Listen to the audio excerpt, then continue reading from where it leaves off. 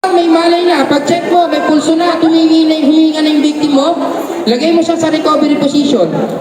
Taas mo isang kamay, kasi susuka yan. Susuka. O di ba, sabi niya yung lunod, susuka. Ilagay mo isang kamay, taas mo, yung isa lagay mo sa ilalim ng baba. Kung ano yung nilagay mo sa ilalim ng baba, yun din yung paang gagalawin mo, pa-cross. Okay? Hawakan mo sa balikat at sa may balakang. Side. This is the recovery. Ito po ang recovery position. Naglagay ito po siya hanggang dumating yung respond. Kung kumakain ka, ganyan ulit siya. Pwede naman, sir, gusto ko naman malapit, gusto ko makita yung mukha ng tinutulungan ko, kung maganda. Kabila.